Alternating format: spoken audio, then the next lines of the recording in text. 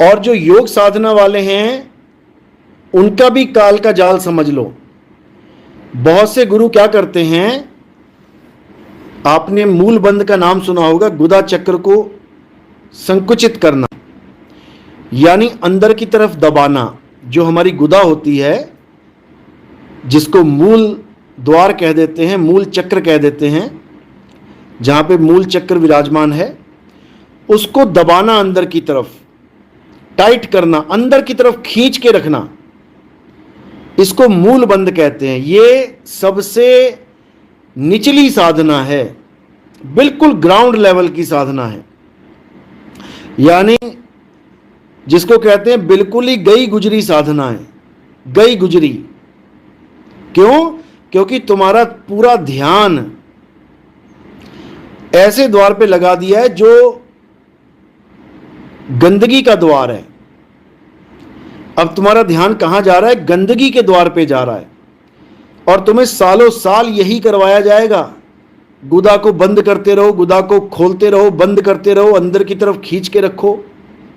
तुम्हारा 24 घंटे द्वार पे जो ध्यान है, गुदा द्वार पे ध्यान रहेगा। इस बीच अगर तुम्हारे प्राण पखेरु उड़ गए, इस बीच तुम्हारी मृत्यु, तुम्हारे शरीर की मृत्यु हो गई, तो तुम्हारा ध्यान कहां पर है? तो तुम्हारा ध्यान गुदा पे है, तो तुम्हारा 101% पैखाना निकल जाएगा, लैट्रिन निकल जाएगी तुम्हारी, और तुम नाली के कीड़े बन के गटर में पैदा हो जाओगे। ये गुदा द्वार वालों का हाल होता है, मल द्वार, पैखाने का द्वार। और ये लोग क्या बोल के भरमाते हैं कि ये दरवाजा बंद कर लोगे तो तुम्हारी चेतना, तुम्हारी एनर्जी वापस चली जाएगी जहां से आई है। अरे अकल के अंधों, तुमने एक द्वार बंद कर लिया, गुदा द्वार, तो तुम क्या लिंग द्वार बंद कर लोगे? तुम क्या नाक बंद कर लोगे? वो भी द्वार हैं। तुम क्या मुंह बंद कर लोगे? तुम क्या कान बंद कर लोगे, या तुम आंखें बंद करके रखोगे? इतना भी नहीं समझ में आ रहा इनको कि ये सब द्वार हैं। किस किस द्वार को बंद करोगे और कितनी देर बंद करोगे? नाक बंद करो, मुंह बंद करो, सांस कहां से लोगे? इतना बुरा हाल है इन लोगों का कि कोई कुछ भी पढ़ा देता है, उसको पढ़ लेते हैं, उसी रास्ते पे चल पड़ते हैं। ऐसे निकम्मे लोग भर्ती हो गए थे हमारे पंथ में। बहुत बढ़िया मालिक ने छटनी करी है, 2023 से 24 कर दी भले, लेकिन छटनी बड़ी प्यारी करी है। ये जितने निकम्मे थे, ये जितने भी फालतू के लोग थे, ये जितने नोटों के गुलाम थे, ये सब पैसों के पीर थे, ये सब निकल गए।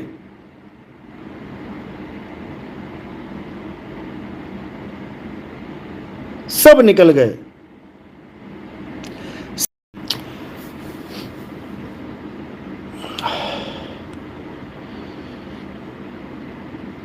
सतीश चौधरी, मूल द्वार गणेश जी का स्थान है, पहली पूजा यही है।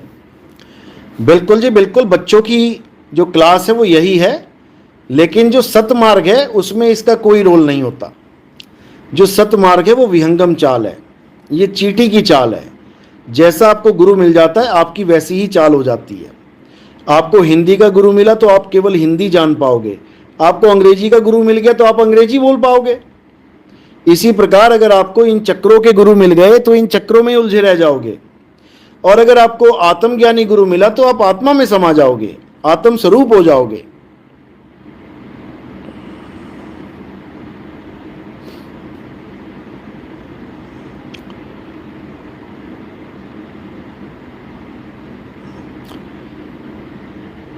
कोई बुरी बात नहीं है, पहले तो ये समझ लो।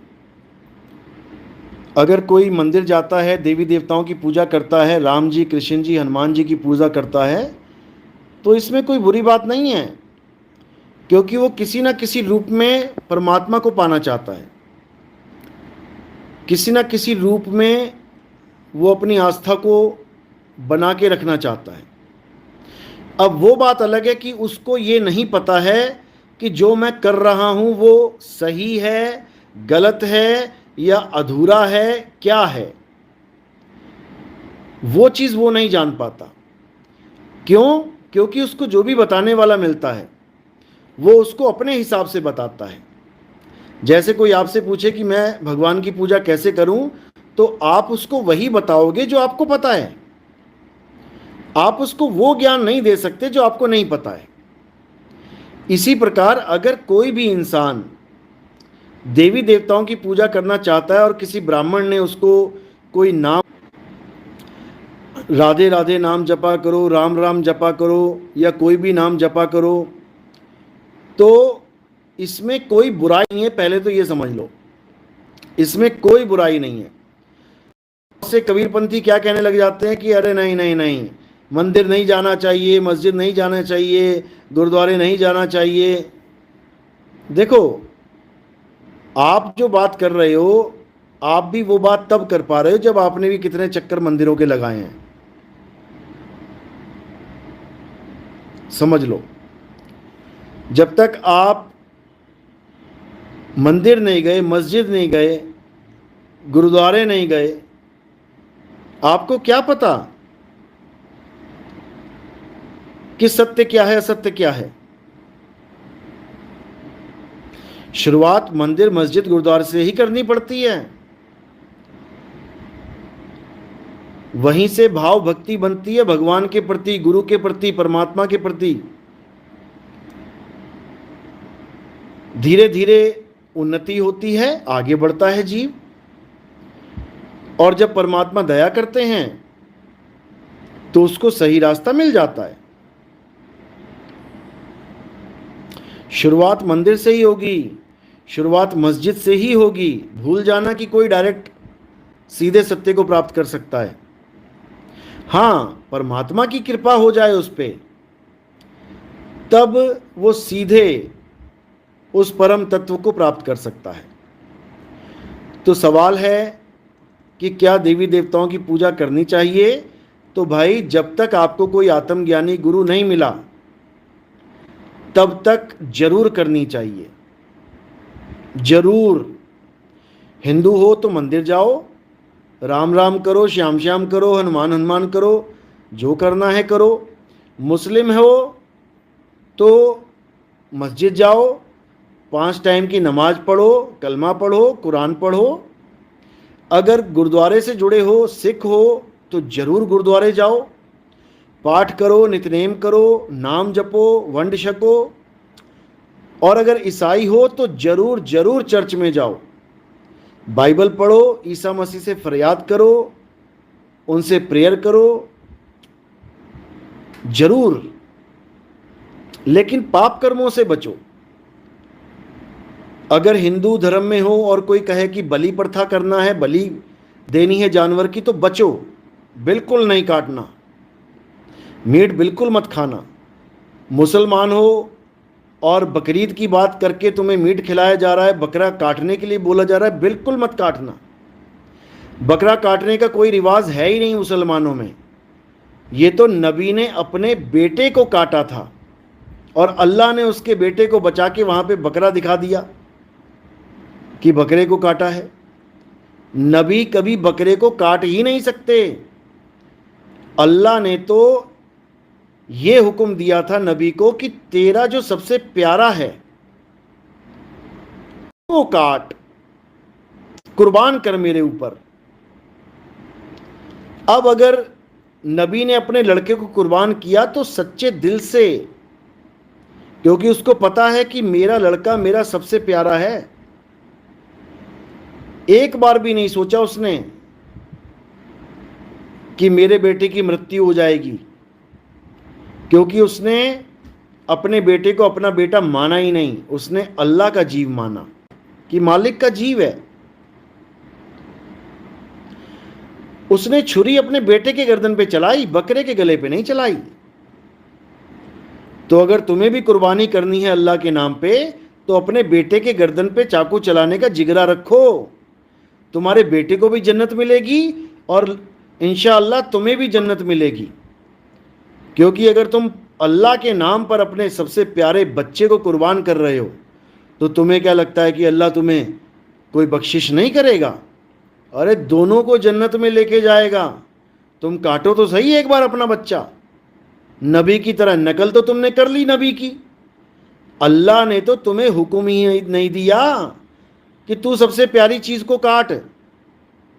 तुम्हें तो अल्लाह का कोई हुक्म ही नहीं हुआ। हुक्म तो नबी को हुआ था। तुम्हें कब हुआ हुक्म, बता दो मुझे। कौन से मौलवी को, कौन से काजी को हुक्म हुआ जो ये प्रथा चल पड़ी, बता दो।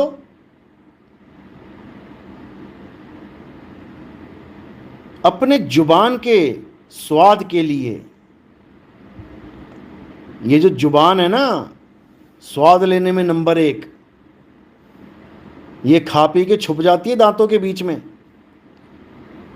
उसके बाद डंडे सिर पे पड़ते हैं। तो नबी ने तो अपना एग्जाम पास कर लिया। नबी को हुक्म हुआ कि सबसे प्यारी चीज को कुर्बान कर दे। नबी ने अपना लड़का कुर्बान कर दिया। तुम्हें तो अल्लाह का यह फरमान भी नहीं आया कि तुम कुर्बान करो अपना लड़का या अपनी प्यारी चीज। तुम तो खुद से ही बना के बैठ गए। कोई भेड़ पाल रहा है, कोई बकरा पाल रहा है, कोई ऊंट पाल रहा है कि हम इसको कुर्बान कर देंगे। अरे भाई, कौन समझाए।